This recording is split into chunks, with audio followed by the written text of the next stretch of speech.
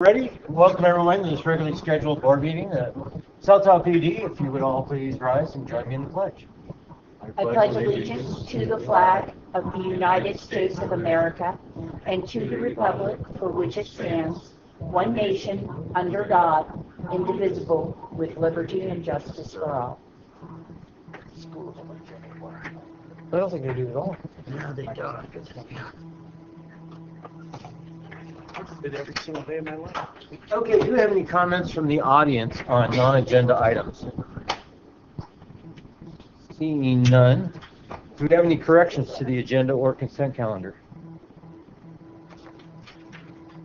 And I'm not hearing any of Well, those. the agenda and consent calendar as presented. I'll second that.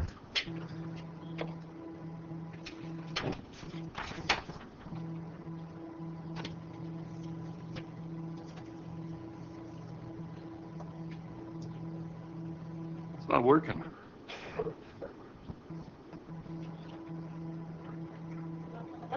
No, it's there, but it's not touching it, pressing it.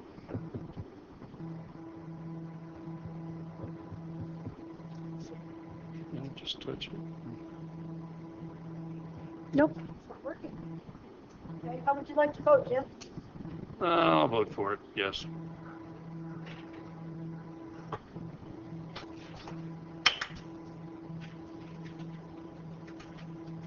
And that passes 5-0. Thanks, everyone. All right, we're going to find out whether we're going to continue or terminate. The suspense is unbelievable. Terminate. Okay, there we go. Yes, we do have the pump back. It has been in service since last Wednesday or Thursday. They ran it for 2 or 3 days straight. Everything seems to be very good. Excellent.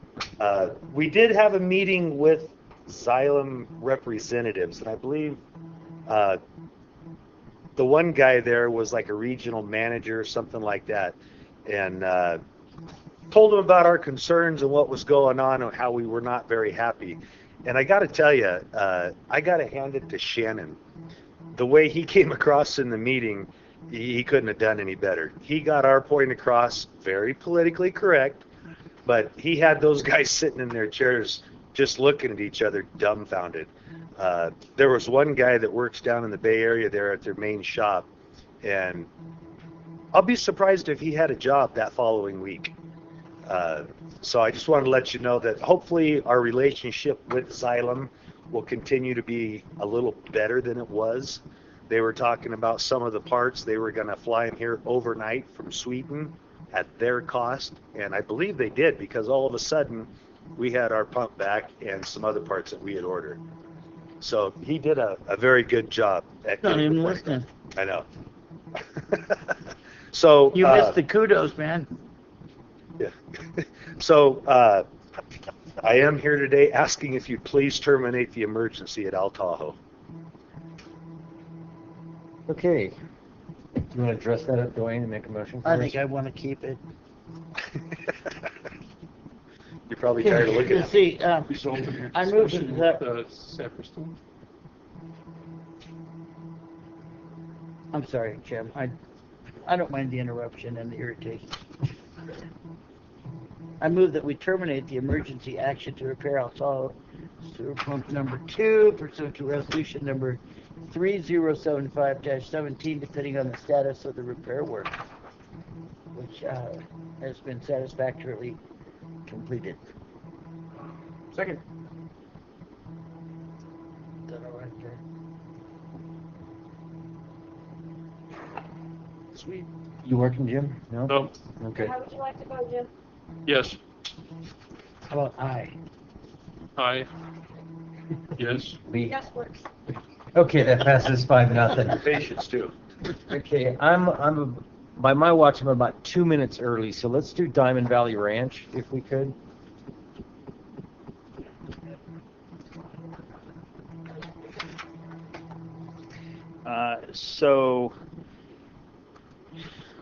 Let's see here. Jim Helton had a family health emergency and was planning to come up here and brag about the success of this bid, so I get to do it for him, which actually means I actually do get to brag because he won't brag about it. We brought this issue to you in order to get approval for authorization to go out with this bid, and I believe there were some questions at the time about why we were going out for a 5-year permit or a 5-year agreement with ranchers to go out and have a grazing permit. And that was an issue that Jim had done a fair bit of research on, had brought to us and said, hey, he thinks that we can get quite a bit more, thank you very much, quite a bit more revenue by working with the rancher and doing a long-term permit, because it allows the rancher to actually make some investments in the property, and so that since it's a 5-year term, he can actually see some return on his investments. It also makes the rancher eligible to pursue some grants to make improvements, with our approval, of course, to make improvements to the facility, to the grazing operation at the facility, and make improvements to the properties. And this slide here shows the areas of the ranch that are in the grazing permit, and this shows the results of Jim's efforts in this operation. You'll see the first portion of the slide of the what is that, 2002, 2003 through 2015, and 16 and 17. You see the value of what we have been getting in the past, and then you can see that we're almost doubling, or more than doubling in some cases, what we're able to get on an annual basis from the rancher to do this grazing by extending this 5-year period. So Mission Livestock was the successful, or the successful bidder on the work. And just to go over these years, in 2018 their bid was $168,000 for $168,000 in 2018, $171,000 in 2019, $174,000 in 2020. 2021 is $178,000. And then the final year of 2022 would be $181,000. They also requested that that we actually enter into a 10-year agreement with them, and provided an additional schedule to do that. I think Jim has taken the approach that we don't want to do that, because at the end of 5 years, if we've done a fair bit of improvements to the property, the rancher's done a fair bit of improvements to the property, it's just that much more valuable, and therefore we want to get more competition in that bidding. We expect that bidding, the value of the property, to be even higher after 5 years of this investment from this rancher and from ourselves. And so with that, I would like to request that the board award the 5-year grazing permit to the highest responsible bidder, that being Mission Livestock Management, in the total amount of $874,278.74. So moved. And Any discussion? so we have a motion. Before we go any further, you guys want to have any discussion on this? I'll second it so we can discuss it. Being a questionably successful businessman, I was just wondering, that's the gross dollars. What are the estimated expenses against those dollars? In association with doing the ranching, to my knowledge, there is no additional cost that the district receives or sees in order to facilitate this ranching contract, other than this bidding process that we've gone through. Periodically, we will have cows that get out, in which case it is typically a phone call to the rancher to say, hey, your cows are on the wrong property. They'll come out and move, or the cows are in the road. They'll come out and make that correction. They'll also fix the fences. We're not maintaining the fences. The rancher's maintaining the fences, but we're not doing anything different whether we have cows on the property or not. Richard has more experiences, having since I've been here, we've been grazing cows. Prior to that, I've not seen any additional cost. I'm not aware of any additional cost that we undertake other than bidding in order to manage the ranching contract. I think it's terrific. It's along the lines of what I talked about. I'm really interested in finding ways to make money versus spend money. I wanted to make sure, refresh my memory, if you would, which is also slipping. I thought we had like a certain amount of money set aside for an employee there. And is that part of that contract? I'm trying to see, okay, There's your gross. Where's Sure. your expenses? Where's your net? And if it's a good net, then we want to do more of that. If it's not too hard. So outside of so completely separate really from the grazing contract, we have hired an additional position that the board approved last year for Diamond Valley Ranch. And that was associated with the additional work that we created when we did the Diamond Valley irrigation project. So we're running the center pivot irrigation rigs. We're running the sea hydro unit, and that operation is what necessitated the need to bring on an additional employee in Diamond Valley Ranch, not the grazing effort. The grazing effort was underway prior to bringing on that employee and prior to the irrigation project, and would continue kind of somewhat independent of that. So that is definitely separate from this, but we also are expecting to generate revenue from the alfalfa portion of the irrigation project, which offsets that cost. And when we looked at that position, we did look at all the revenue that is generated in Diamond Valley Ranch, the old ranching contract, and the projections for the irrigation project, and the power generation at the sea hydro unit, and that by bringing this additional staff person on, that cost was offset by those revenues. Okay. And so this is a little bit higher revenue than we had projected. Something like 90,000 a year or something like that. Yeah. Yeah, and Excuse me. yeah. Okay, so I wasn't. Yeah. My memory was okay then. All right. Yeah. Thank you. Does anybody else have any other comments or questions on this topic? Well, we have a motion and a second, so let's see if we can get a vote up here.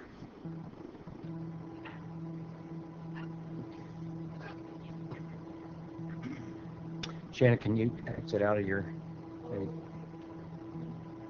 Okay.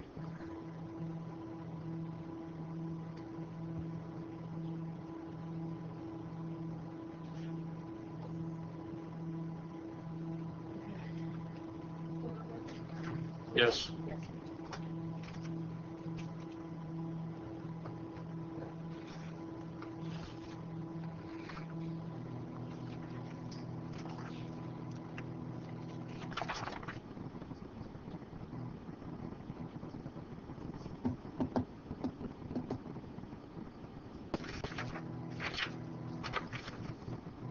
Are you getting anything up?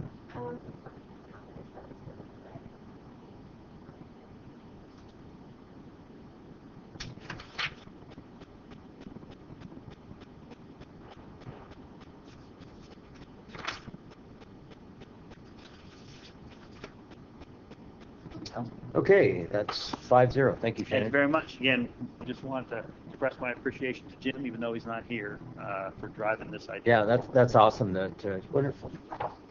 have that big a bump in revenue. That's a big deal. Okay, at this time, I would like to convene a public hearing to present the Tahoe Valley South Subbasin Annual Report for the 2017 water year.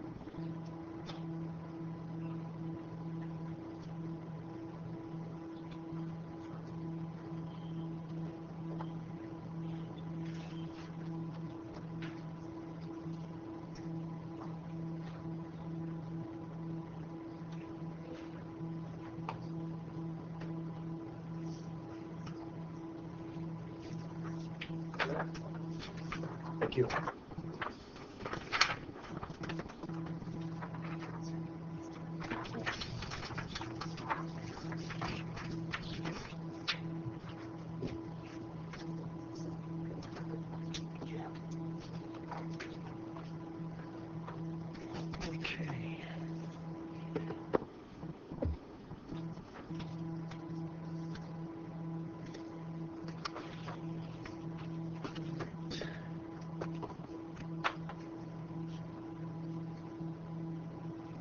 So, good afternoon, board members. I'm here once again to present the annual report. So this is the third annual report that we've done since starting the implementation of the 2014 groundwater management plan. And this is actually the first annual report that we had to officially submit to the Department of Water Resources for their review and evaluation. And so there are additional requirements under the Sustainable Groundwater Management Act for reporting, and those have been rolled into this report. And so this report has evolved, and so I guess what I'm trying to say, it may take a little bit more time to go through this presentation than past years. After the public hearing, the annual report will be posted for public use on the district's website on the groundwater page, and so I'm very glad to get this completed, and was submitted to the Department of Water Resources this past Friday, on March 30th, to meet the April 1st deadline. Before I start, I'd like to thank the members of the 2017 Stakeholders Advisory Group. Each of these members provide very valued input, and they've actually become members of the team of implementing the groundwater management plan. And I think a lot of the success from this with the implementation is because of the work of these members of the Stakeholders Advisory Group, and this is all done on a voluntary basis. So again, my sincere thanks to these members for their help and assistance with the groundwater management plan. So the annual report, it's organized into 7 different sections. It starts with an executive summary and an introduction, and that pretty much lays out the setting for the groundwater basin, and also explains the development of the water year classification that's used for our basin. The meat of the report is in sections 2 and section 3. That presents the groundwater conditions that occurred during the past water year, as well as a description of the activities that were completed for the basin management objectives during the preceding water year. And it ends with a list of proposed actions in 2018. There were no groundwater management plan changes during the preceding water year. And then again at the end, we just have references that were used for the report. So this slide shows the new requirements that are required to be rolled into or be provided within an annual report. You can see there are a number of different items, and on the far right side is the accompanying section of the report where you can find that information. That table is already also included in the annual report as table 1.1, just to help the reviewing agencies go through the report and find exactly what they need. A lot of these items I kind of summarized as far as the reporting requirements into this kind of, I guess, scorecard. And so the items, the important elements that are used for describing groundwater conditions used in the report, first of all, is precipitation. Second is groundwater recharge, groundwater levels, storage, talk about groundwater production and groundwater quality.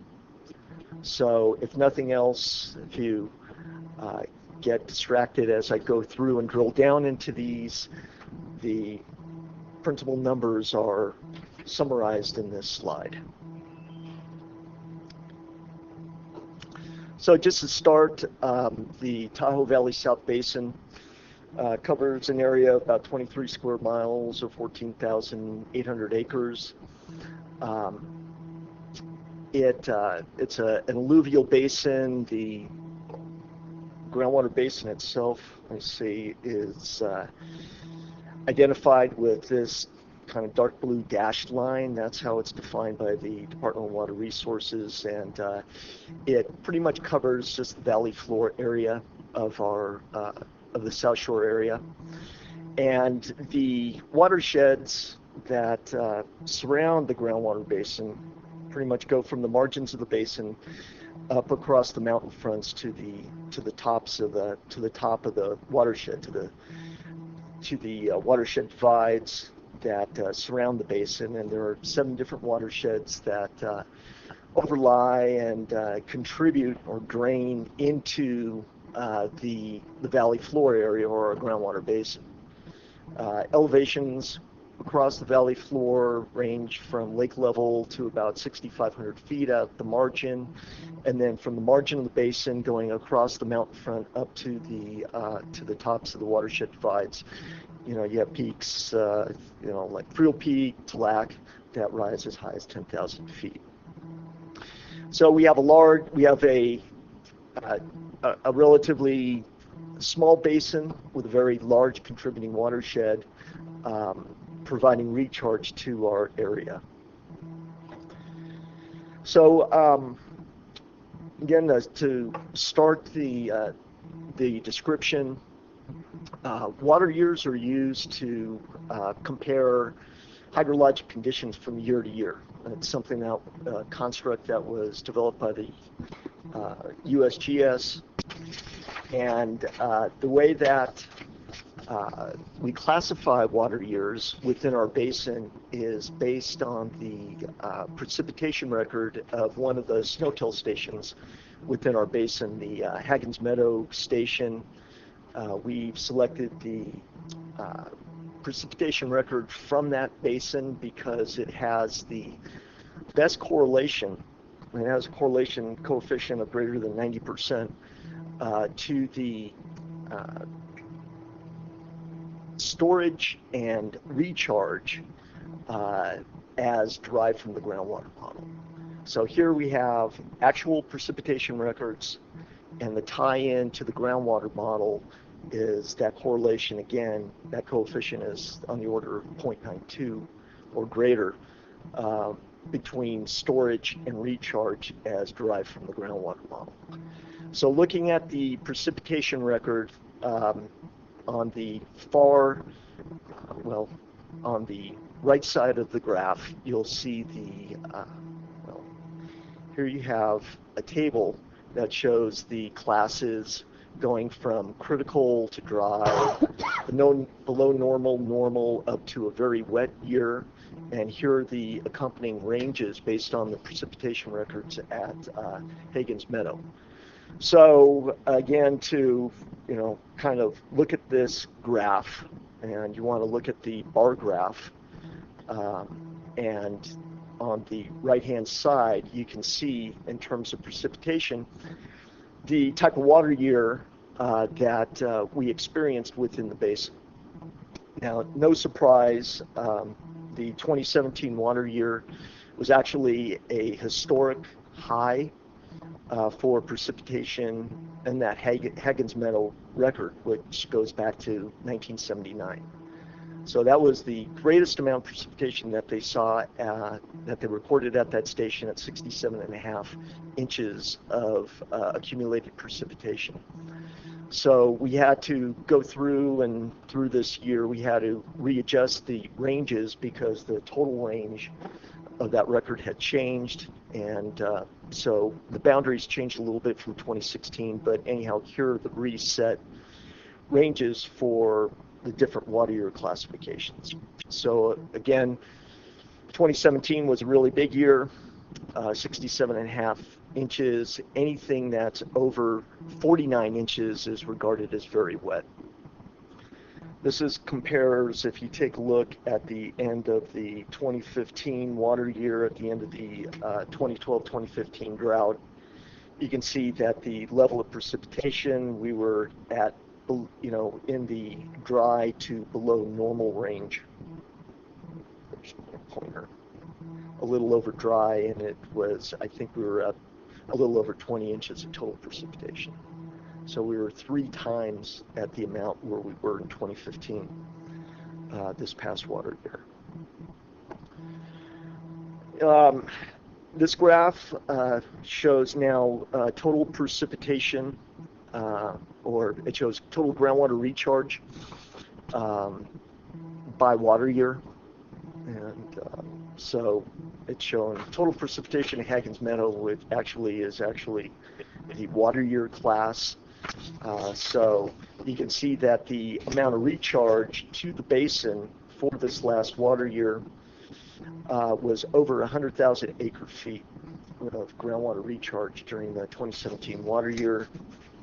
And in comparison, the amount of recharge was somewhere on the order of a little over 20,000 acre feet during the 2015 water year.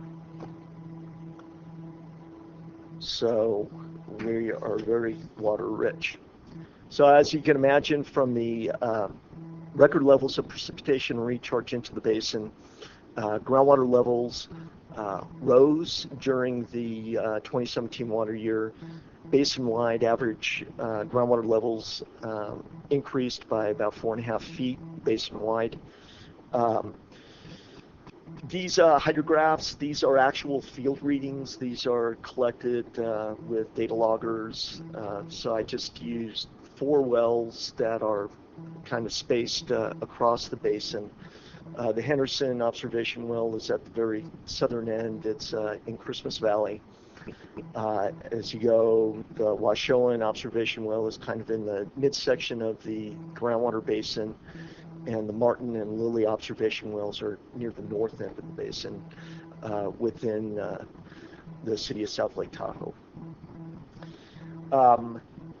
One of the things to point out, and as you've seen in the past, the groundwater levels are relatively stable. What you do see are minor fluctuations, and these are all seasonal changes that are occurring within the basin. So as far as groundwater flow patterns, so the groundwater model derives groundwater flow from changes in climate and groundwater pumping, and it does that actually on a monthly basis.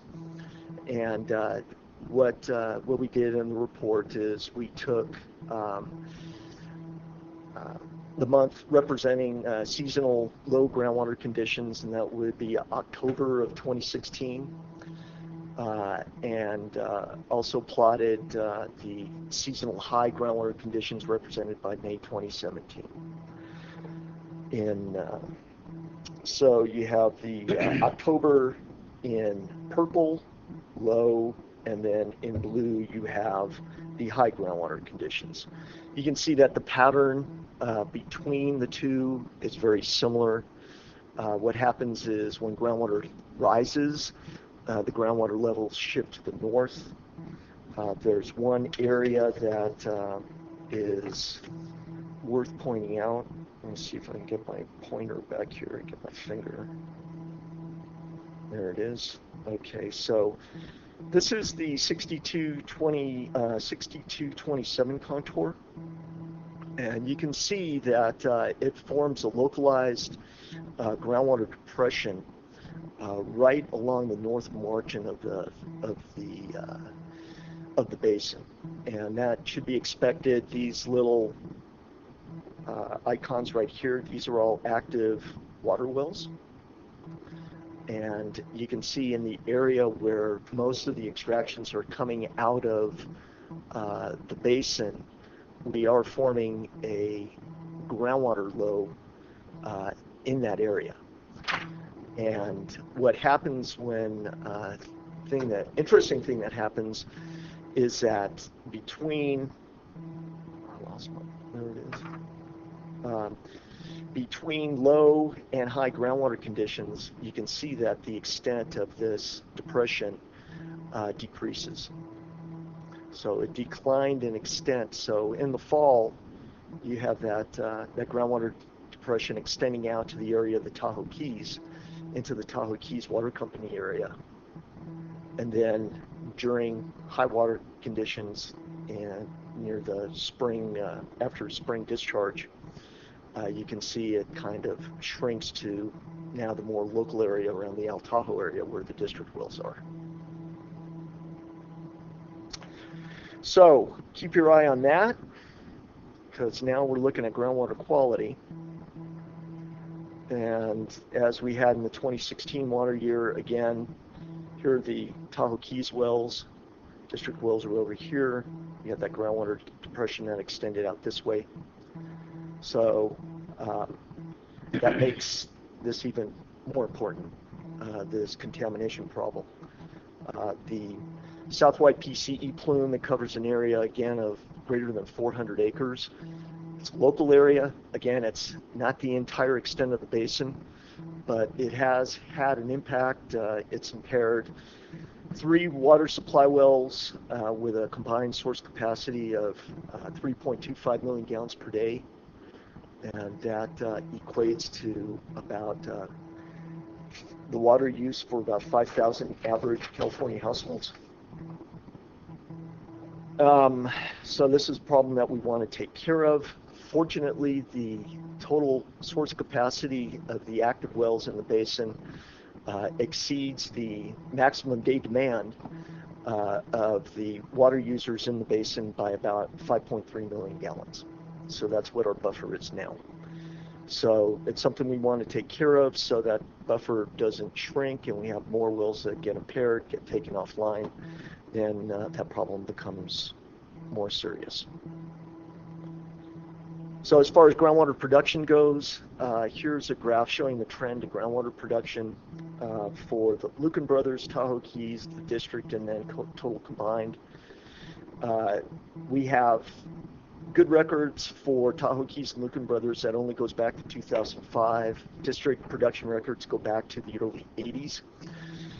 So we just show the period of record where we have, again, good readings. And for the 2017 water year, I think we were about a little over 6,600 acre feet. So we were about 15% below where we were, or the average, the long-term average, or over that period of record, it's about a little over 7,700 acre feet. And again, you can see that the water use is pretty similar to what it was in 2016. It's actually just a little bit lower than what it was in the preceding water year. Okay, this graph here shows changes in groundwater storage. Now, storage is the amount of groundwater that's actually in the aquifer or stored in the aquifer, and what that changes from year to year. So in this graph, what we have, again, the bar chart with the blue shows the water year type. The blue line here shows groundwater production, the groundwater production trend total from what we saw from that last slide. And then in this kind of brown, light brown, we have the annual change in groundwater storage. So that would be the year-to-year change. And then in the kind of buff colored, we have the cumulative change of groundwater storage since the 2005 water year. So the with the big water year, a couple things to point out. You can see in the annual change in groundwater storage, you can have negative changes in storage. Okay, so not every year is going to be like 2017. Back in 2015, the change in groundwater storage was actually negative because we were, or water was being pulled out of storage to meet all the water demands. Not just from pumping, but for the surface water system within the basin as well.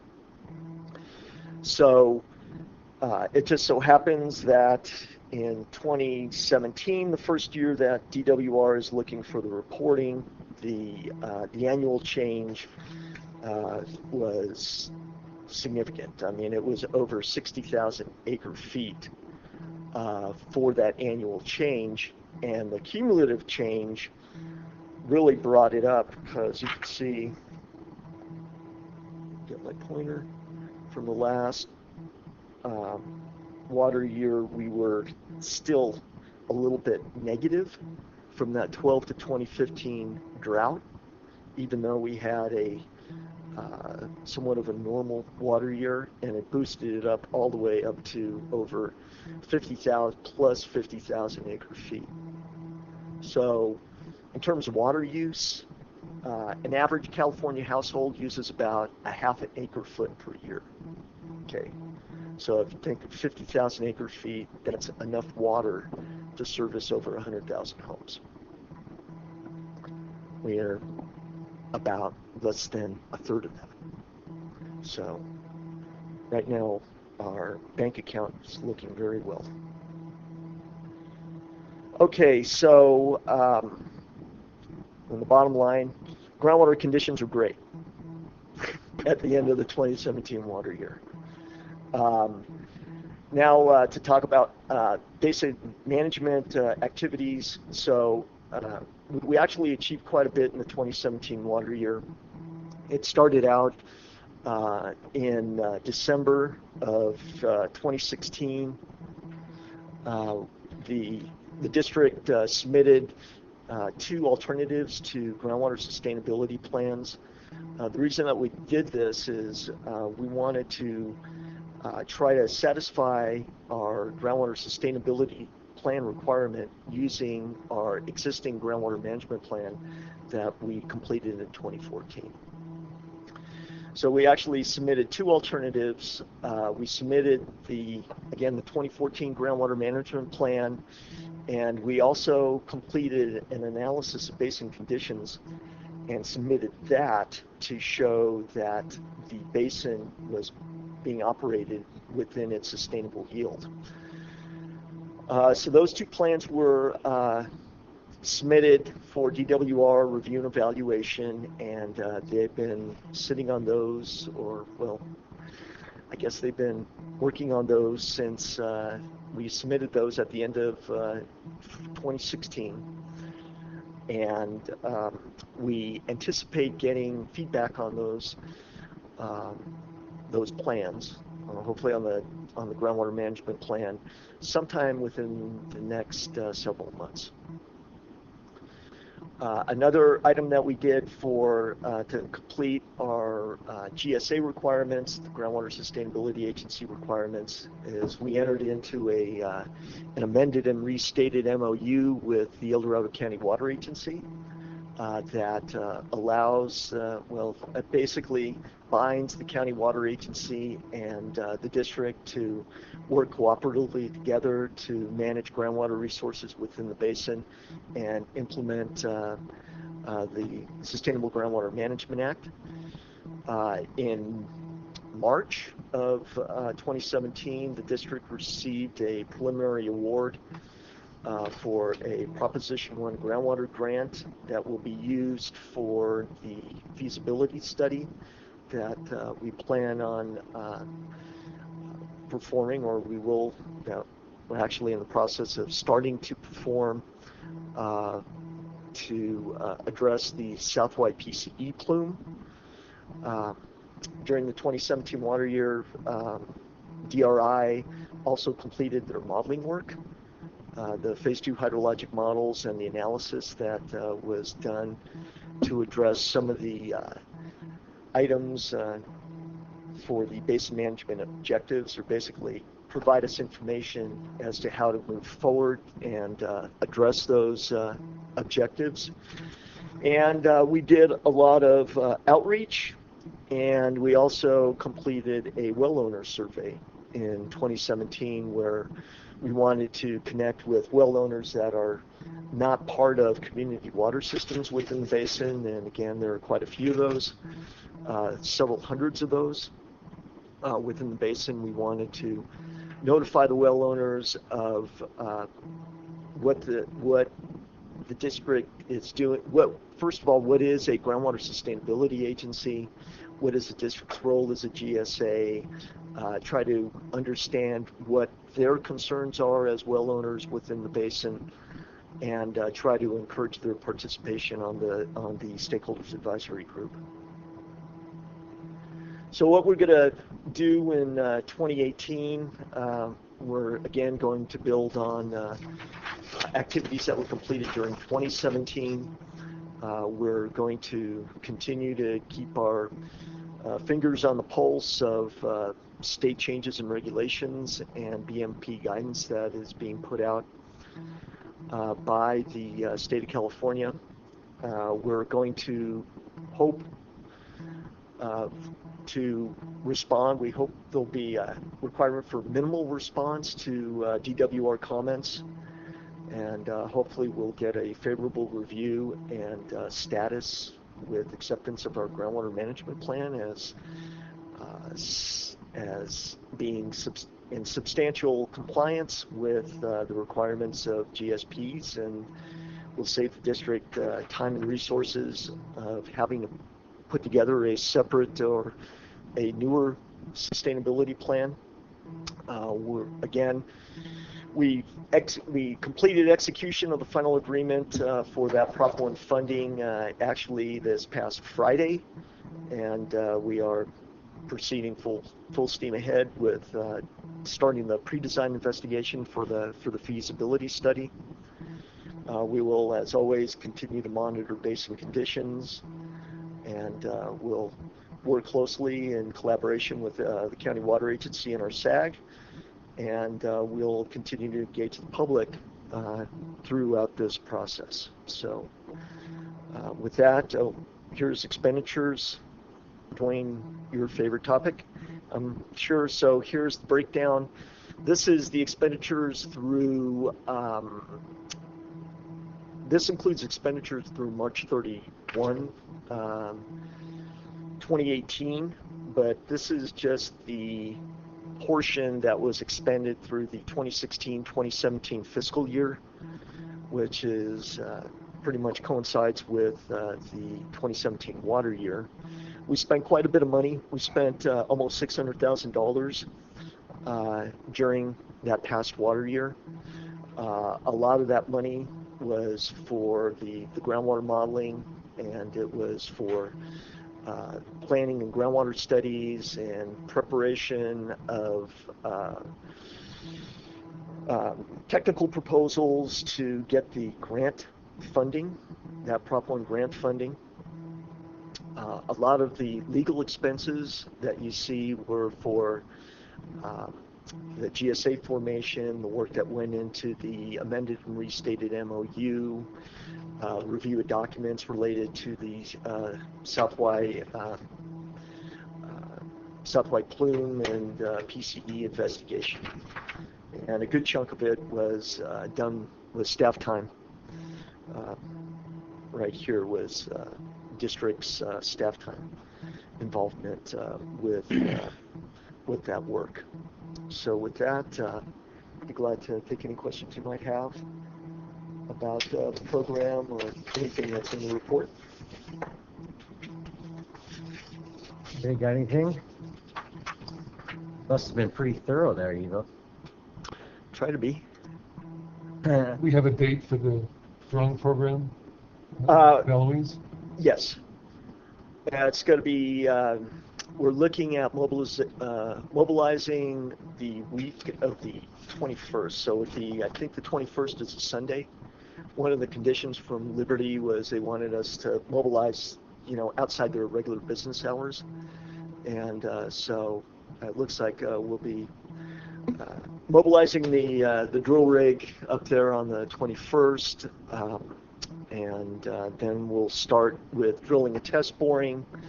We'll do our soil and water testing down to a depth of about 150 feet. Then we have to send out samples for analysis. We have to design the well. Another rig will come back and actually install the well. And then after that, we'll do an aquifer test. So I think the whole thing's going to take anywhere from 4 to 6 weeks from April onward. As far as, I think the last time that we talked about this, Dwayne had a concern about discharges to the city stormwater system. Looking at the permitting that would be required for those discharges they were extremely costly.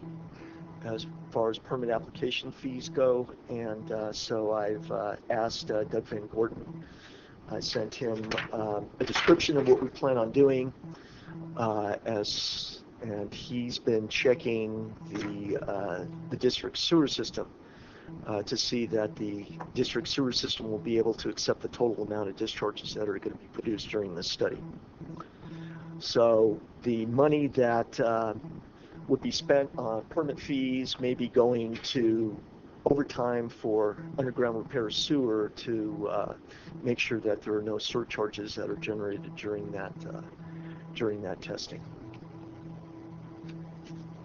And remember, the water that's being discharged is going to go through carbon filters, so we're not dumping PCE wastewater into our sewers. And how often will that be checked, the carbon filters? The carbon filters?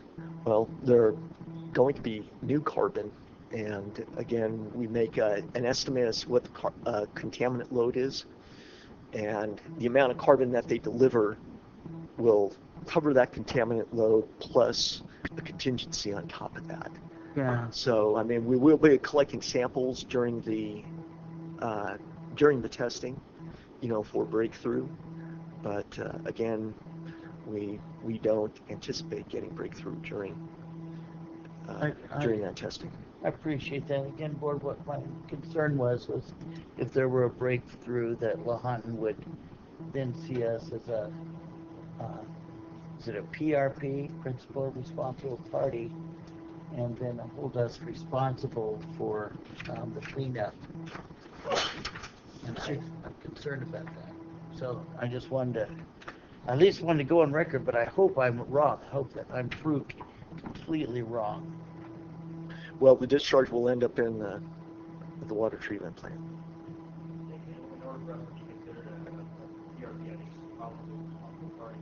They would need to protect that, for example, for drilling next to our sewer lines and finding that there is adjacent to our sewer lines. BCE has got water systems, water, but by going into the sewer line and coming to the treatment plant, not really place for that BCE to fill up and get into our system in between, if it's right through in between our testing period of the central treatment system. If that BCE did get into our system, we still shouldn't be on the It would be negligible unless it leaked outside the line and traveled along the line or something like that. I've just seen how sensitive they are to that. And we're not their favorite people. So, okay. Much for your time. Thanks, Evo. I guess we opened a public hearing, so I can close it down.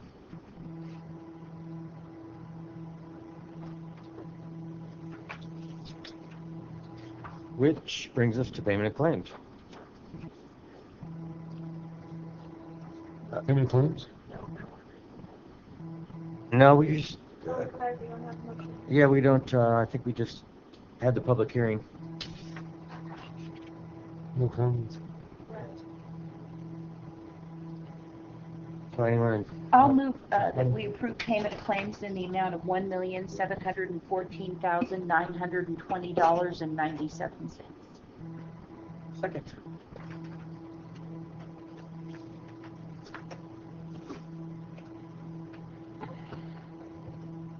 The revote's another opportunity to play with the voting system.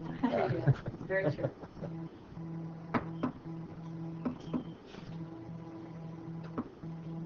And that's 5-0. Thank you all. Standing and ad hoc committee reports. Do you have anything?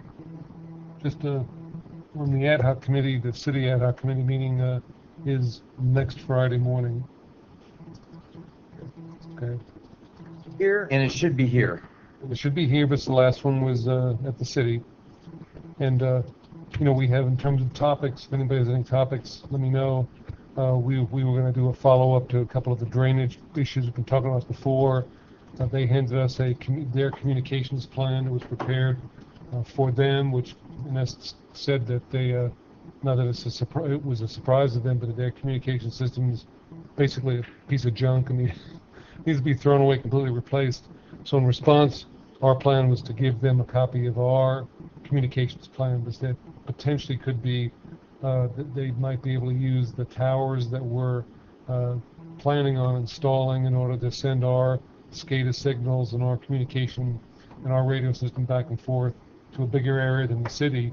Potentially use those towers to install some of their equipment, but we'll let their consultant look at our report and kind of get back to us to see if there's any potential sharing of facilities. That's our kind of plan. So I thought we'd bring that up, and I have 3 copies of our communications plan that Julie gave me that we can give to them for them to look at it.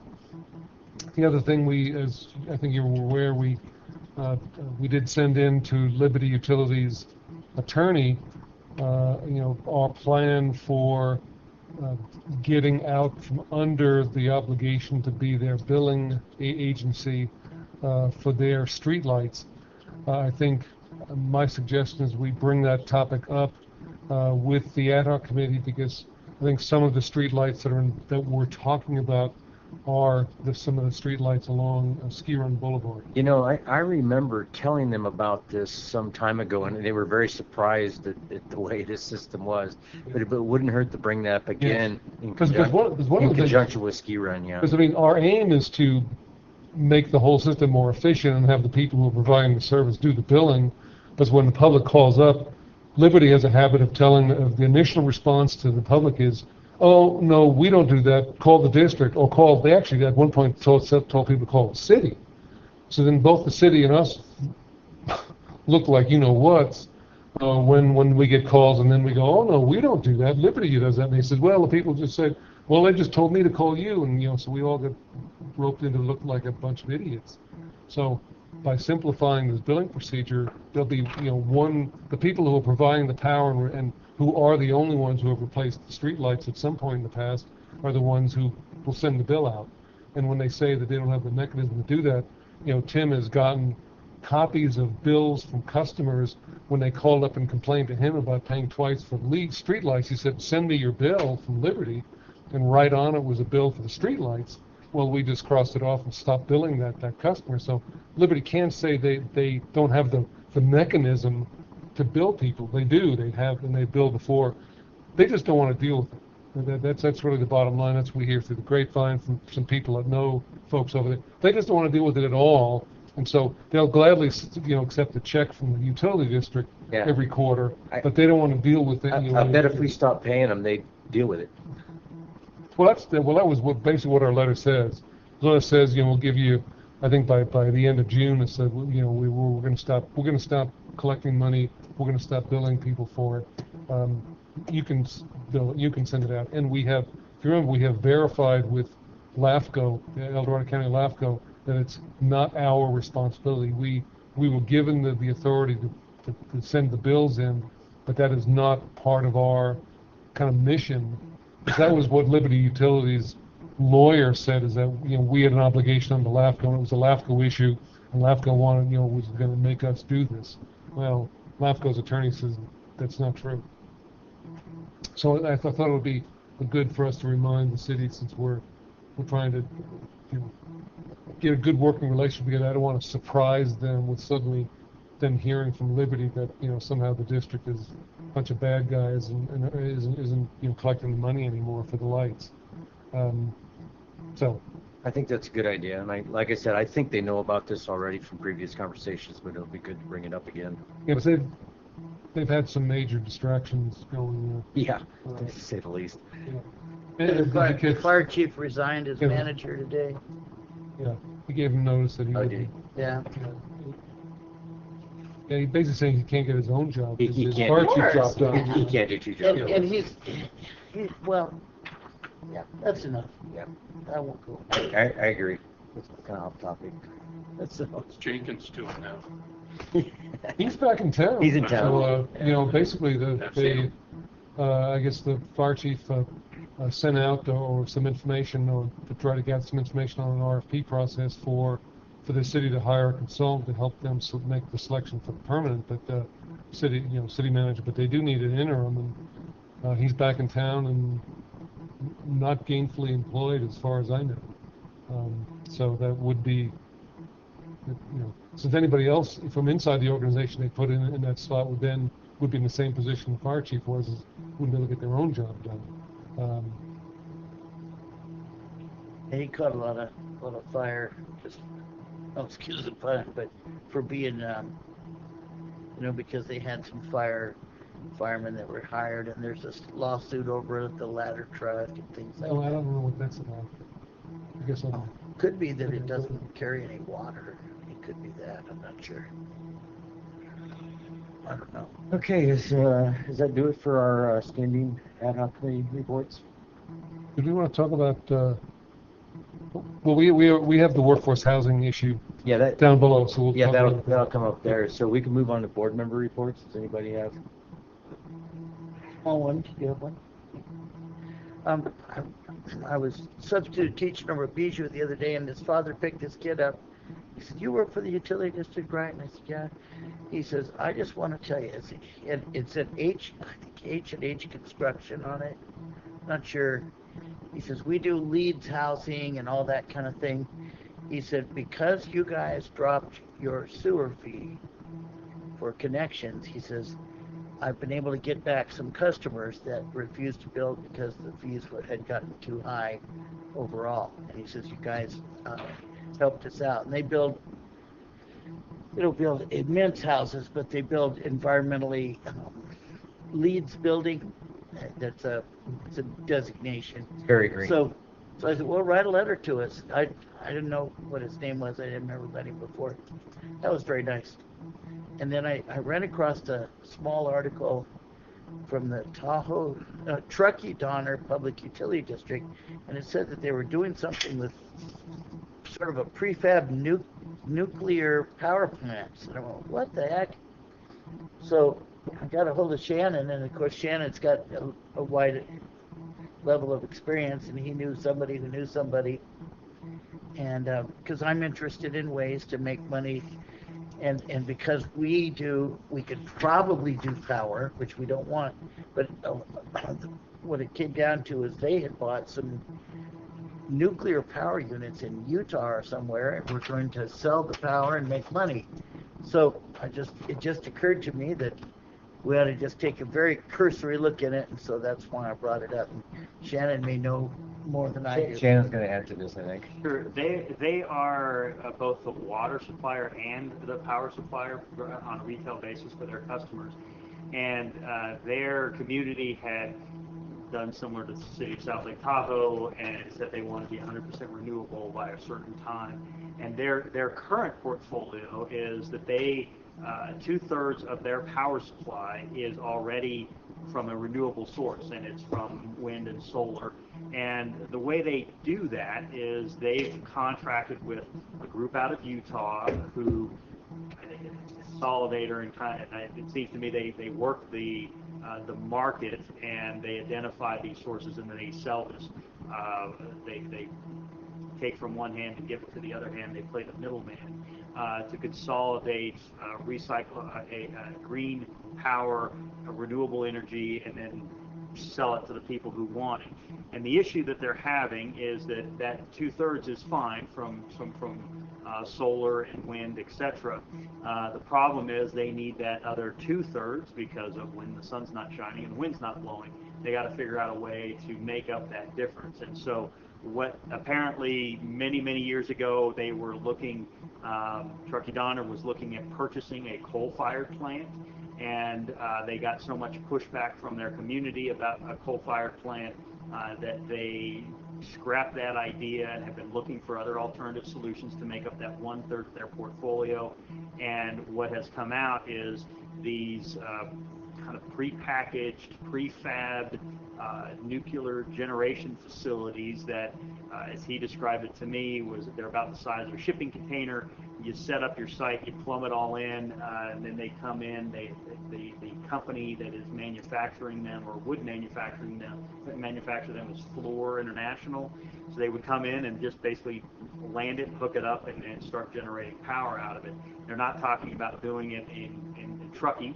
that actual facility would be in the, I think it's the Idaho research laboratories that apparently has been, this is what they do, is they research different options for power supply, and so the power would be generated there and then kind of wheeled through the network, and eventually they would get that as a non-carbon producing source for power that would fill out the other 1/3 of their portfolio, so that they would be 100% renewable, or as he termed it, non-carbon generating power.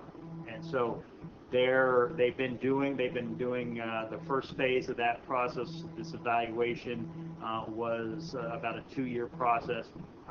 They were supposed to vote last night, and I haven't seen what the vote was about whether they would go to the next phase, which would be another, I think, a 2-year or maybe a 4-year licensing process, and then the final phase would be a 4-year actual construction process of the facility out there. So they're again, all told, they're looking at 10 years worth of process to go through this evaluation about this particular source of power generation.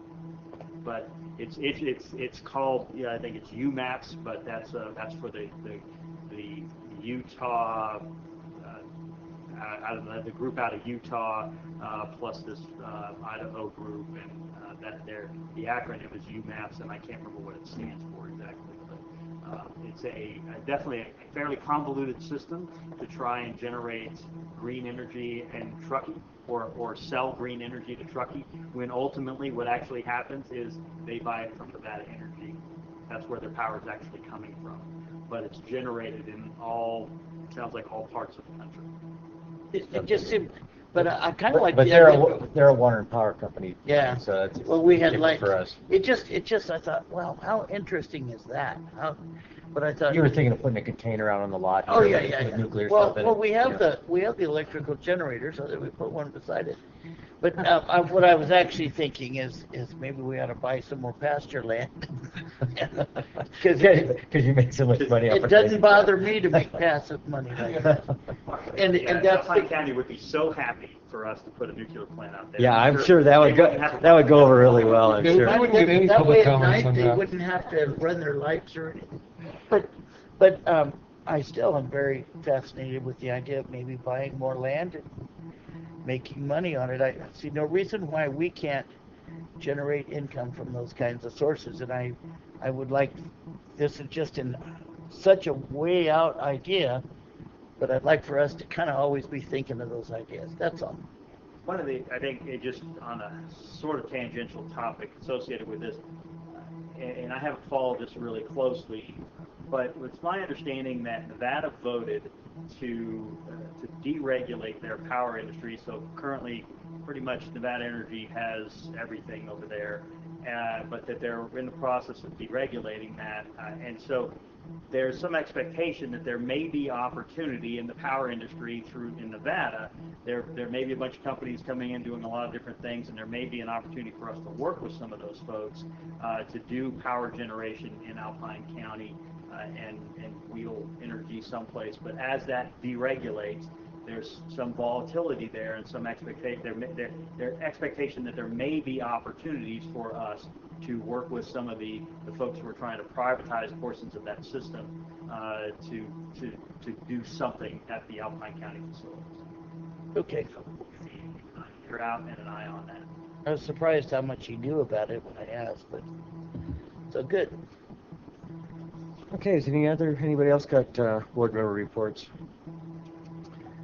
What about the El Dorado County Water Agency over here? We aren't meeting this month. So there you go. That's Yeah, the next meeting is May 9th, but we do have April 20th is the due date for the district to submit our requests for funding from the El Dorado County Water Agency for the next fiscal year, so that they can get, so it's due April 20th, so they can get it on the May 9th board meeting down there for approval. So I know Lynn was aware of that date the other week, so you guys are busy selecting which ones we think we can get done next year in terms of planning and design work. obviously they don't pay for construction, they don't pay for concrete and steel and pipe. We're putting together about 9 or 10 projects right now, and the total project value is about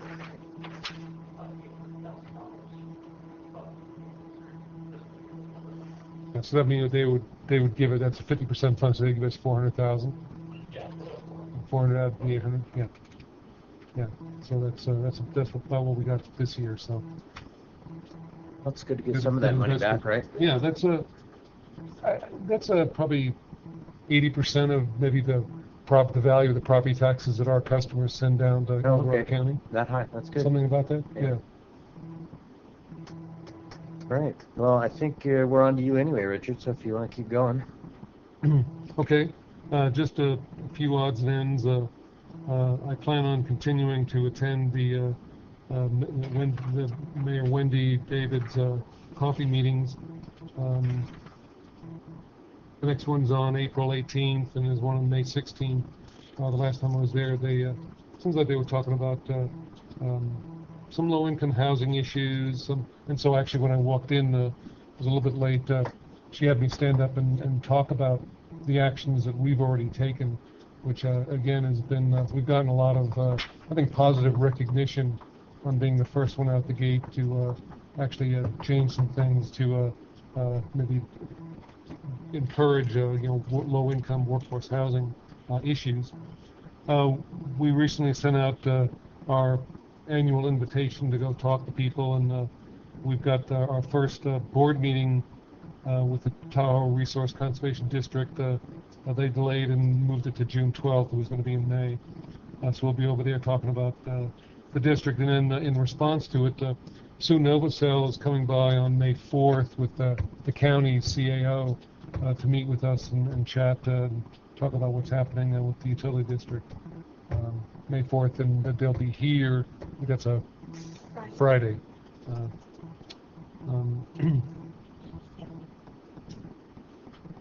We have our on May 1st, we have a contract commission meeting in Alpine County, and just to let you know, we also have a meeting scheduled just before the next, or the day before the next board meeting. They asked me to come down and talk about our contract with Alpine County, with their CAO and their attorney. So I said, well, if the attorney's coming, do I need to bring my attorney? And the response was, well, you can bring your attorney if you want. So happens to be the day that Gary's arriving, so for the next board meeting. So he'll meet us down there, and we'll Shannon and I and Jim will go meet, and we'll talk about our contract with them. And they weren't any more specific than that, so it'll be interesting to see what they have to say. Why don't I just do the first one, and Shannon will do number A. On the workforce housing issue, note we've got the April 16th, 2 to 4 o'clock meeting at Lake Tahoe Community College, and there are other electeds there, so we talked about the members of our ad hoc committee attending that meeting if desired. Certainly, I think you'd be more than welcome. And I think one of the things that we should be talking about is our review and analysis of the accessory dwelling unit issue that the state has passed. We believe that in looking at the legislation pretty carefully, that a couple of units that Tim has already gotten in the customer service to add a unit, or convert a shed, convert a garage, add above a garage, add a unit. Look with what little information's in the actual bill. There's just a few specific requirements, that they meet the requirements or the definition of an accessory dwelling unit. And in that, Paul was looking at the language. It also looks like we could regard them as accessory dwelling units and waive the capacity connection fee without the city or the county having officially declared them accessory dwelling units. So that may be something that we talk about and we bring up at the workforce housing kickoff meeting. Just a thought to think about. You guys want to fill in anything? So we talked about this at lunch. we think it's probably a good idea at least to convene the committee just to go over our analysis of the legislation, to hopefully get some direction, and then the committee can come back to the board and provide their recommendation to the whole board and see if there's buy-in. I think we've talked about it before, that this looked like that. In fact, I know we have said that the district is, this is a state law. I mean, we're not talking about something that's really kind of, voluntarily, or we can decide or not decide. Still had those TRPA issues, though. The TRPA issues, but with the readout of the bill being that it doesn't require the city or the county declaring it an accessory dwelling unit. If it's an accessory dwelling unit in definition, our initial, or at least at staff level readout, is that we're supposed to comply, which means that if they had a bathroom above, build a unit above the garage and had a bathroom in the kitchen, that one or two sewer units, that we wouldn't charge. We are required by this bill to waive the capacity connection fee for that addition. We would be able to bill them in the down the road with service charges, but no additional capacity connection fee is available to the water and sewer provider for those types of units. And so we've basically said we're ready to comply. But you guys are the ones who raise your hand and say you're going to comply with state and federal laws, not the staff. So That's it's right. like we're kind of You protecting didn't guys. have to. Well, yeah, state and federal laws, but I don't remember swearing to allegiance to the TRPA rules or No, but our readout is the state law that was the bill was passed. Yeah. So Yeah, they're just such an odd duck, TRPA. They don't fit. Sometimes they claim they're a state agency, sometimes a federal agency, as it seems to suit them. whichever gets them out of By state complying with something. Seriously. Yeah, seriously, yeah. Yeah, I'm serious about that, and so this may be one of those issues that that would be interesting if they came out against. But the units That- that Tim has looked at, since they're above or within existing structures, there's no additional footprint, there's no additional coverage, there's no Right, problems yeah. with setback. Is You know, that it's like- stuff that used to be classified as a mother-in-law? And so usually the mother-in-law, that was basically city and county zoning. So if the state law trumps that, then it probably goes straight through. You know.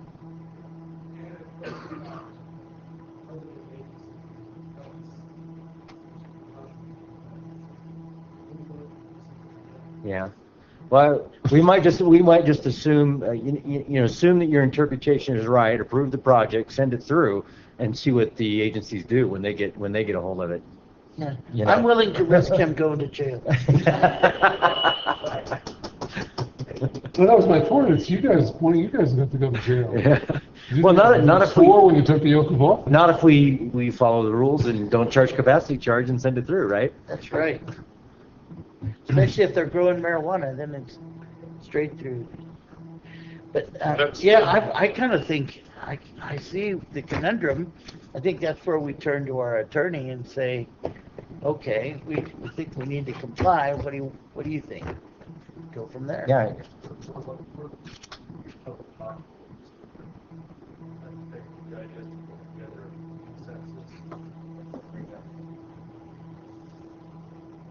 Yeah, so do you guys want to let us know what date, when you want to do this committee meeting? Sure. And I think I'm getting old. I know Dwayne's on the committee. Is it me or Chris? I can't remember. Is it Dwayne? Chris. Chris. Chris. It's Chris. It's Chris. There you go. I don't know, Richard, you know, I that don't meeting's know. the same day as the operations committee meeting. Yeah, it starts at 2:00 and it's supposed to be over by 4. So typically it's been Paul Hughes and I going. So the operations committee would start on time at 3:30. And it's, Let me know if We I won't need to miss you show then. up, and I'll try to do it. Where is it now? It's at the community college. This community college. Community college boardroom. This is What day? item B. Okay. April Just want to 16th. make sure. Okay. It's a Monday. Yeah, I have it down. Because of the doodle or whatever they call it. Doodle poll, yeah.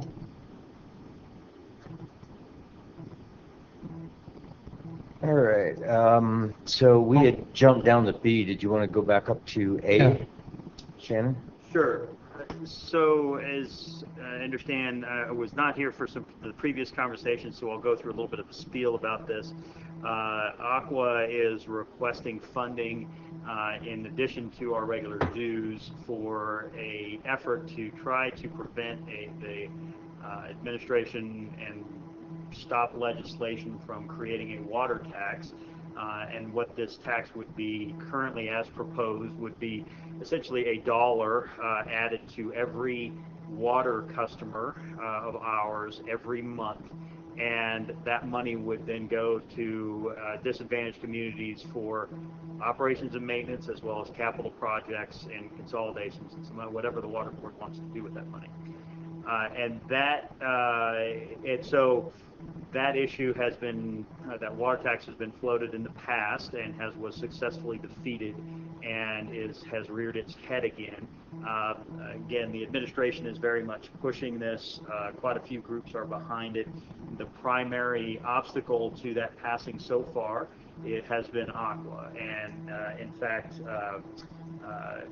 Gordon Burns, I guess, was talking about the water tax and is a big proponent of it, and said the quote I heard was that if it wasn't for Aqua, this would have already been done already, as he was complaining to a group of constituents. And so Aqua's they've been very effective last year in preventing this, and as this battle continues, they've been very effective thus far in preventing it from going forward. What their real goal here is to prevent the proponents for this from getting a 2/3 vote in the Assembly and in the Senate, and that's the level that they've got to meet. And so what they're doing is very much focused on that, getting 1/3 plus 1 to not vote for this thing. And so they're very much targeting the members in the specific districts with messaging and polling and as much data as they can get in people's hands, because Aqua's polling reflects that when people understand what this issue is, when they have just a little bit of knowledge about it, they say, no, we don't want to do this. And so what they're proposing to do, they were looking for $300,000 to $600,000. They have raised thus far about $300,000, and they're still fighting this battle. They expect the battle to go on all the way up until the last day of session on August 31st. And at any point, if they're able to, if they're able to get 2/3 together, this thing's going to get voted on and get passed. So it seems to be a fairly continuous battle that they need to be fighting. And it'll get signed, right? The governor wants it. Oh, he's all for it. He's all in, right. Absolutely. Yeah. And so what Aqua is looking to do with that money, again, is that targeted outreach. They also, Aqua has already done some polling, and there was response polling from the proponents, and now Aqua wants to do polling to fight that polling and clarify it. They also want to, one of the big issues is that everybody kind of agrees that disadvantaged communities need money and could use some money. The question is how you pay for that assistance. And the water boards folks have put together this water tax approach. Aqua has put together an opposing approach using general fund and this tax on ag, which ag wants to do for some reason, and as well as some other funds in order to support paying for this need. And one of the things that Aqua also wants to do is actually hire a third party. It was the person they've been talking to, I guess, was the woman who was the financial director for Gray Davis, as kind of a third party to come in, look at the funding alternatives, and come up with another plan for how to fund these needs. Anyway, so those are some of the efforts that Aqua wants to do with this money. Kind of the thing that really sparked my thought process on some of this stuff was thinking about it, with if we're $1 a customer and we're looking at 14,000 customers, that's $14,000 a month that comes out of the district and goes to California, and goes to the state. Right, and that was going to be my question. How would this show up? A lot of these taxes, like on your power bill, will show up as a line item tax. Is it going to be able to show up as a tax in addition to what we charge, or is this something we absorb and the only way we get back is through bumping up our rates through a 218 process? Nobody knows. Nobody knows. Okay. And that's part of the challenge. Okay, so your point is valid.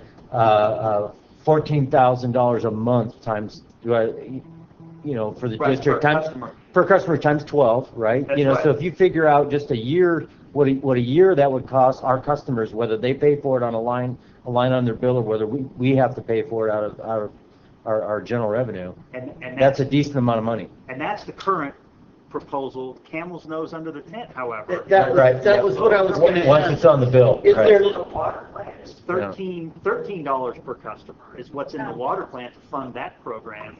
And so, even if you're talking $10 a month per customer, we're talking real money if this thing starts. No, to go forward. and I agree with Aqua. Just the slightest bit of information will turn these people, because they're already sick of the gas tax that just went through last night, and now you're taxing something that comes out of your faucet. It's essential to life. Yeah, exactly. And people will usually tax something if somebody else has to pay it. Unfortunately, that's true, but if they have to pay for something somebody else uses, then it's a different situation.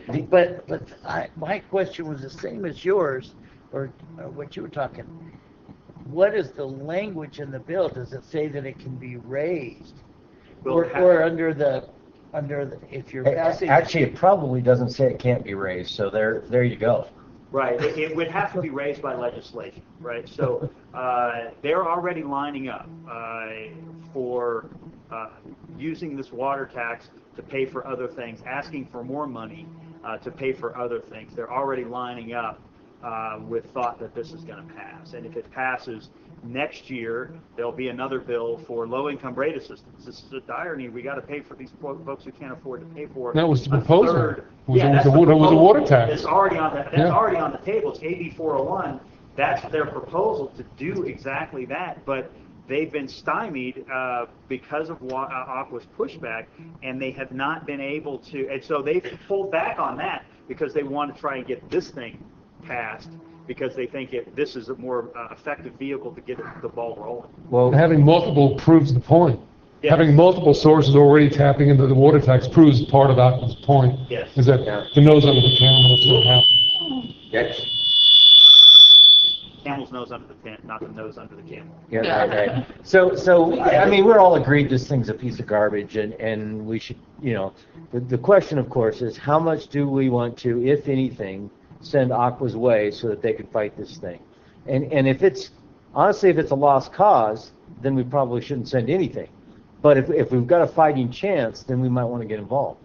So a couple of comments on that. The first, the next hurdle that they've got to cross is to get it out of committee. And currently, they have not been able to do that because they haven't gotten the votes in the budget committees to get it out because of Aqua's opposition.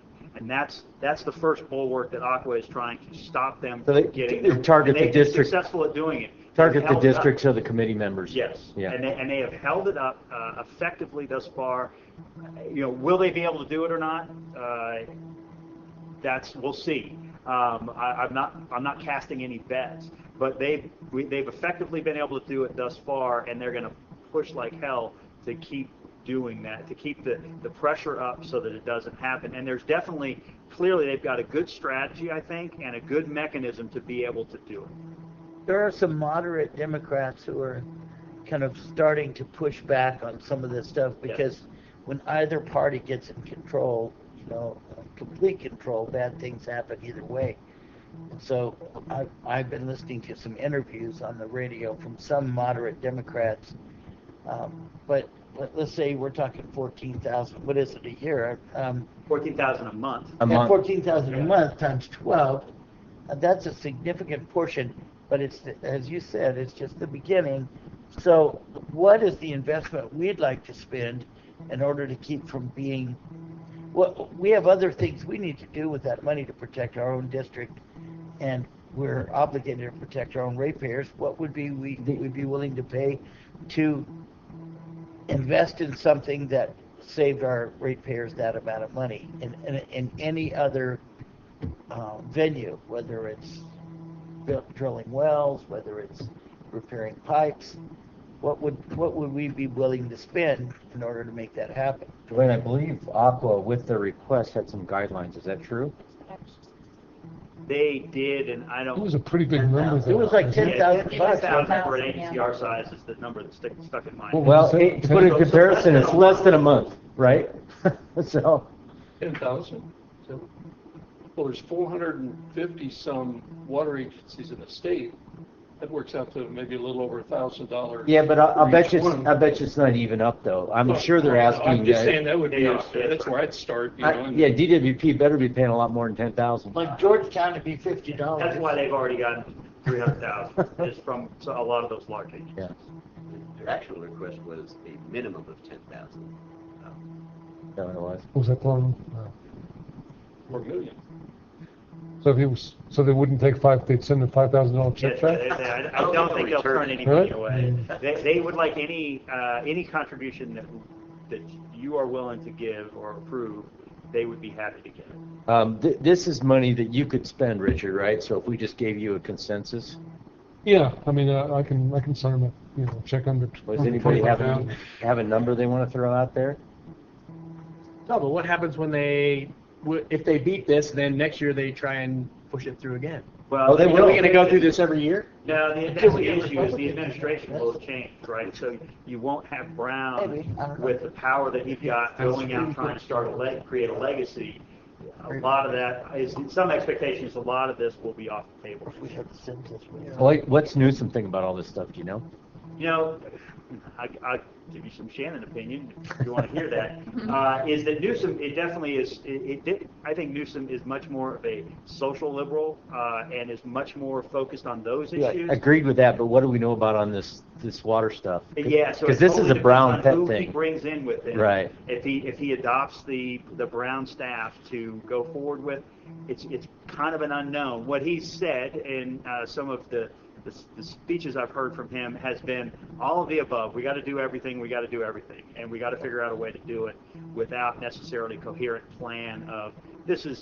No one's called them to the carpet on where are you at on the water. And this is such a small little issue, you probably won't be. Right. Why is he going to put? Right. Brown is willing to put political capital behind it. I don't believe, particularly in his first few years, that Newsom is going to be willing to put political capital behind something that's already failed. Okay, so it brings us back to my question. Anybody got a number?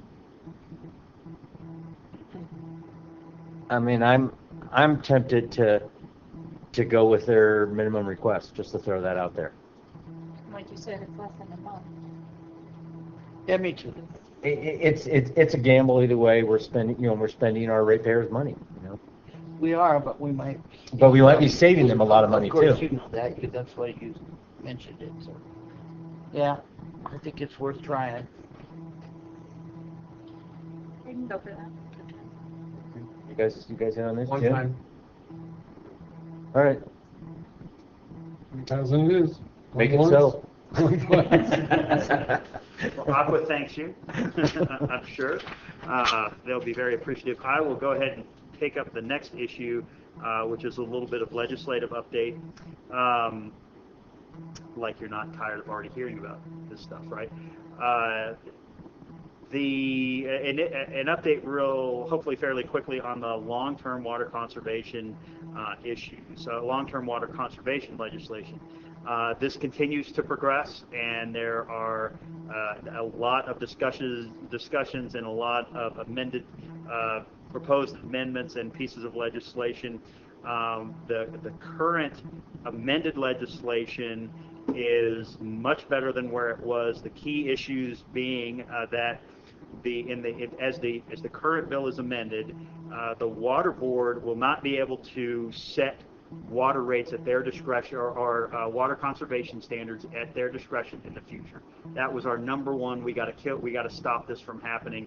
That the current amended language reflects that, so I'm very happy to say that. There are still, however, moving forward with the water budget approach to allocating water to all the urban water suppliers in the state. And that means that there would be a budget developed for CII, or commercial institutional water use. And how they're going to do that, they don't know. We're going to write the bill and then figure out how to do it once they get authority to do it. And so there'll be a portion of water that SDPUD can use for these commercial institutional clients, and then it will be an outdoor component. They'll determine the outdoor component by flying the district or some other fashion, figuring out what the irrigable area is outdoors, and using the model water ordinance for the state, determining how much water can be used on every acre of that property that they deem as being irrigable. We won't know that until 2021 would be when those standards would go into place. And then a big issue for us also is the indoor water use would be set at 55 gallons per capita per day indoor water use.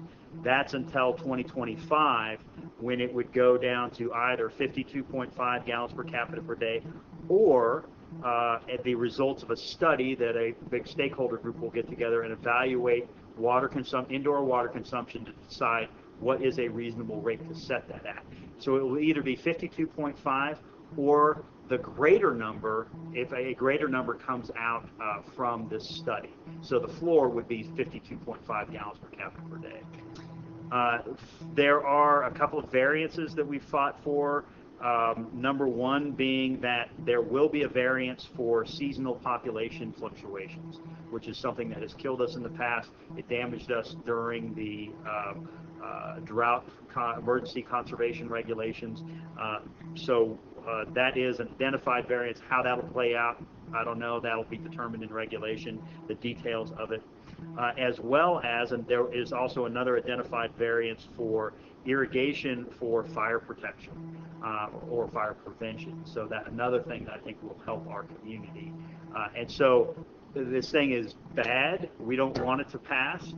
The expectation is something's going to pass. I think the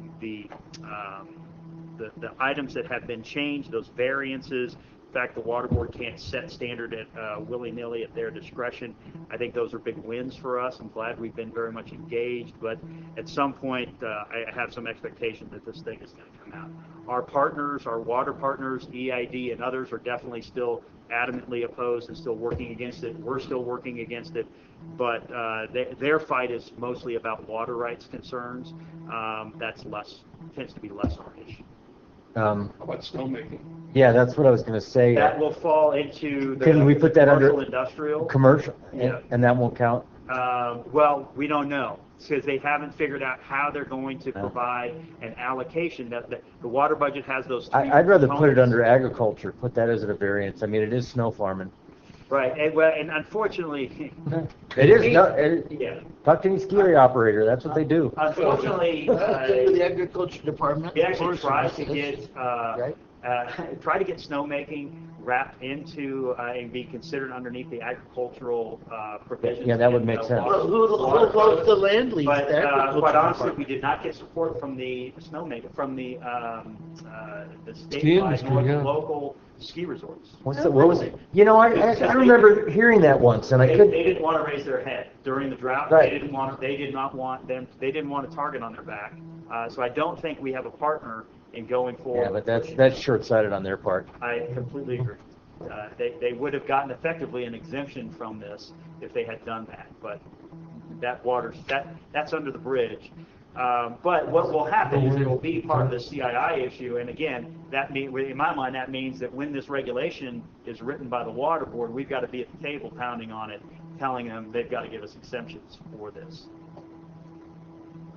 All right, well, I'm glad to see your trips down to Sacramento are kind of paying off. It's not hasn't stopped it, but Yeah. at least again, I think that seasonal variance. That's a big deal. And the fire Yeah. protection, I think those are big Yeah, things for our yeah, that's a community, big and deal. I'm really glad that they're in there. And we're not the only ones fighting for that. There's a lot of partners doing that.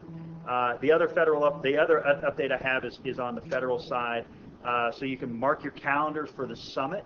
Will be August 21st in Sand Harbor this year.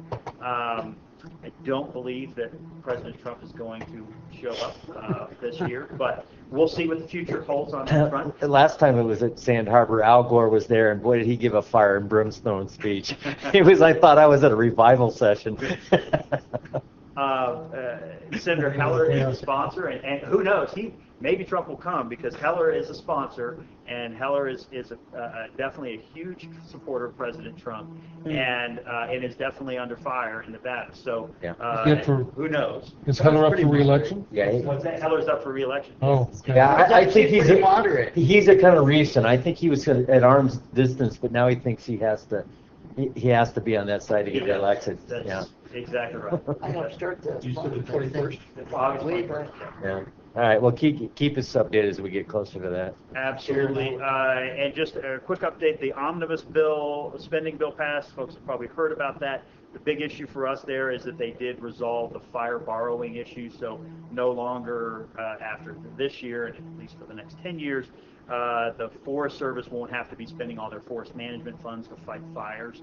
And there's still a bunch of, that can change every year depending on how they fund the disaster cap, as they're calling that portion of their funding. So the Forest Service should get quite a bit more money in the billions of dollars nationwide to do more forest management than they've been able to do in the past. We are also working with our partners at IVGID and other places in Nevada and the Nevada lobbyists to try and get some additional funding for the fire partnership, and this may necessitate a trip back, or may be an opportunity for us to go back to Washington and talk about this, because in the omnibus bill, they increased the cooperative fire fund by almost $3 million from where it was, from $77.8 to $80 million. So Forest Service actually has more funds in the pot that has funded our fire partnership programs in the past. And so there's some opportunities there. Senator Heller seems like he's interested in trying to push and make something happen, and more importantly, Assemblymember Amade, who's on appropriations, has indicated some interest in pushing in the appropriations committee to make sure that funding happens. So we'll see how all that plays out. We're definitely working with David and Eric are working with the folks from Nevada to see how we can put together a coalition to make something happen along those lines. That's not funding the Lake Tahoe Restoration Act. That's just really focused on our fire partnership dollars. Lastly, I met with Mountain County's board and with the Aqua Regional Board.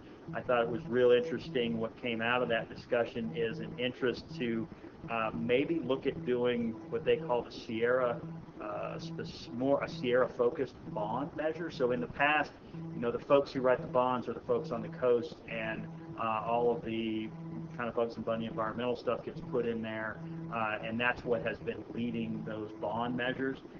And the thought came out that, wow, if we initiate and start pushing for a bond measure and get our stuff in there early, and we may be able to actually get money focused more on the Sierras and our needs rather than letting somebody else guide that train. And so I thought it was a real interesting discussion. We'll see where all that stuff leads. That's very far out there in the next 5 years sort of discussion, but I thought it was an interesting seed to be planted. Any questions for me on the legislative front? About the forest management, the rest of that bill, Westerman, is that the... Yeah, so the big pieces, this fire borrowing issue was coupled with what's called forest management, and what it means is being able to get a categorical exemption for forest management activities, specifically thinning projects. and those have been linked together because everybody wanted to fix the fire borrowing issue, but a lot of folks didn't want to fix this forest management issue, the categorical exclusion, and that was fixed to some degree in the omnibus bill, but it's still really short in that they only allow a categorical exclusion for 3,000 acres of thinning. That's pretty tiny, right? Even for Tahoe, that's pretty tiny. They're going to try to put it in the ag bill. And so they're trying to increase that acreage, and they're looking at other vehicles. The ag bill is one possible source of that, and any infrastructure bill, which seems to have be dead right now, they would definitely want to put it in there. So they're still looking for vehicles to handle that. It's got limited legs because now it's decoupled from the fire borrowing issue. So they need to find another must-have to link it to. We'll see what happens. But I would say in Lake Tahoe Restoration Act, actually our authorization for categorical exclusion is 10,000 acres. So the Forest Service here can do a 10,000 acre project, go through all the necessary hoops to get the categorical exclusion. That's a rationale for increasing on the others. Hey, that's exactly right. Yeah. And honestly, that's what they did. I think I'd like to go to 20,000 north. Isn't that the number that? They actually, Westerman was started at 30. They would have been happy, but they probably would have stopped battling if they had gotten 10, which Tahoe's gotten. But we'll see. Anyway, sorry. That's the end of my report. Thank God. Okay, so for the audience out there, the 3 people that are watching this, sarcasm. I didn't take it personally. Well, we had a teaser before the meeting started, and I think it's time that we actually get to the subject. So let's hear all about this fancy thing, and there will be opportunities for the board to individually drive this around the parking lot, right? Okay. You get out. Okay. Make it build a course. I'm not sure I might have to come back tomorrow. Maybe you can do the bike course over at the Blizzard Park, right? Yeah, take it on the motocross track, the little BMX track. That'd be great. I just want to give you a little update on the Toolcat. We got tracks a few weeks ago. We've been testing them out a little bit with the snow we got. It's been really helpful. This is off an easement off of Thunderbird, and that's about a 4-foot berm. We just nosed up straight to it and went right over the top with no problems at all. This is 2 different locations on the same street. Yeah, had no problems at all.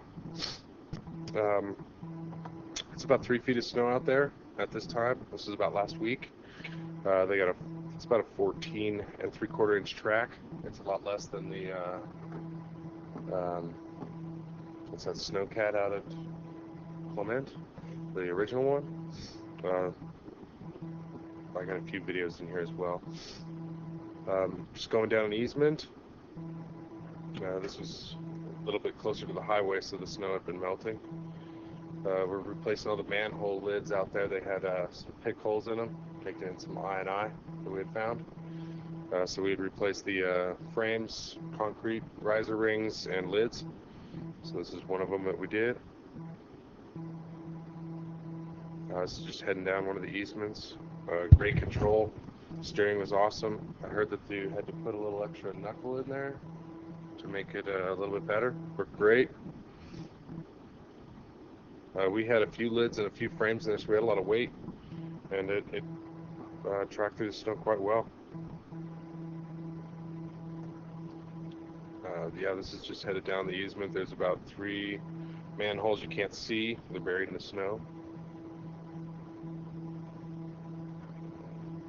Same one.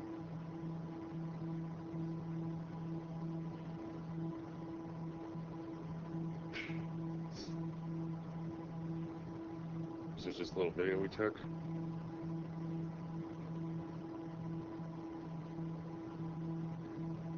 Got some high clearance. Was somebody laying on the ground filming? Or Yeah. Yeah. They just drive over the camera. Can't talk about that. Yeah. You'll see the claim later. Yeah, OSHA's gonna be watching this. It wasn't me. Same berm that we started going over. And just had no problem at all.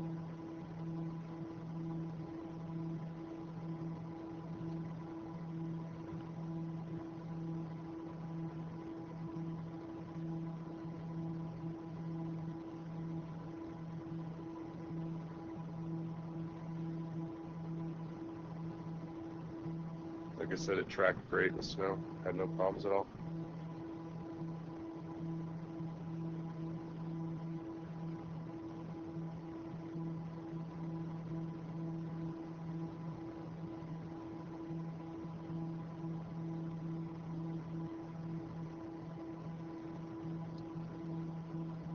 And this is one manhole that was right next to a creek that we thought probably when the rains and a lot of melting, we were probably taking in some I&I. We didn't have proof of it, but we replaced this, and this machine worked great for us. We put two 6-inch concrete riser rings on there with a new frame and lid, and this machine did excellent. Hauled the equipment perfectly fine. We thank you very much for purchasing that. Thank you. Well, thanks. It's obviously not a cheap machine, but the idea and the board up here was not to buy you guys a fun play toy, even though that's a byproduct. The idea was to make you guys be more productive and in the long run save the ratepayers money, and I think we're going down that road. So.